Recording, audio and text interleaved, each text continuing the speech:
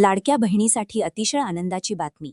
लाडकी बहीण योजनेची केवायसी जर तुम्हाला पुन्हा करायची असेल किंवा केवायसी मध्ये काही दुरुस्ती करायची असेल, एडिट करायचं असेल किंवा ज्यांना पती नाहीये, वडील नाहीये, त्यांना केवायसी करायची आहे, तर आता सर्व लाडक्या बहिणी पुन्हा केवायसी करू शकता.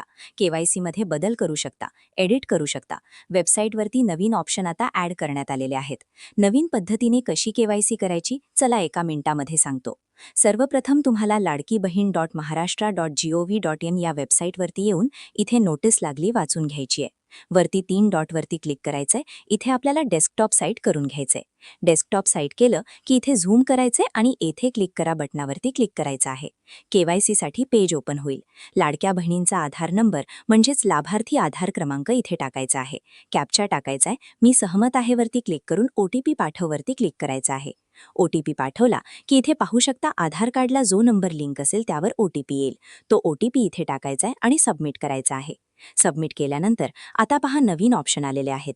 इथे आता नवीन 2 ऑप्शन दिसतील. पहिलं विवाहित, अविवाहित. तुम्ही जे आहेत, विवाहित असेल तर विवाहित सिलेक्ट करा, अविवाहित असेल तर अविवाहित सिलेक्ट करा. त्यानंतर तुम्हाला विचारला जाईल, विवाहित केलं तर पहा, पती हयात आहेत का? पती हयात असेल तर पहिला ऑप्शन, पतीचे निधन झालं असेल तर दुसरा ऑप्शन, घटस्फोट असेल तर तिसरा ऑप्शन. अशा पद्धतीने तुमच्यानुसार ऑप्शन सिलेक्ट करा. पती हयात असेल तर तुम्हाला आधार नंबर टाकावा लागेल आणि तुम्ही जर घटस्फोट किंवा दुसरा ऑप्शन सिलेक्ट केला, निधन झाले, तर त्यांना आधार नंबर टाकावा लागणार नाही. त्यांची डायरेक्ट केवायसी होईल. आता मी हयात आहे त्यामुळे इथे पतीचा आधार नंबर टाकून OTP घेतला. पुढे सगळ्यांना इथे अशा पद्धतीने कॅटेगरी विचारली जाईल. तर तुमची कॅटेगरी यामध्ये इंग्लिश पहा. इंग्लिश मराठीमध्ये मी दिलेले आहे, त्यानुसार सिलेक्ट करा. त्यानंतर तुम्हाला आता इथे प्रश्न नवीन पद्धतीने आलेले आहेत. इथे नाही करायचे, ए पहिला ऑप्शन, बी ऑप्शन नाही करायचे. हे नवीन पद्धतीने प्रश्न एकदा वाचून घ्या आणि दोन्ही नाही नाही करा. उपरोक्त इथे टिक करायचे आणि केवायसी इथे सबमिट करायची आहे. तुमची केवायसी इथे कंप्लीट अशा पद्धतीने होणार आहे. तुम्ही केवायसी पडारताना सूत्र पूर्ण झालं. तर अशा प्रकारे तुम्ही नवीन पद्धतीने केवायसी करू शकता.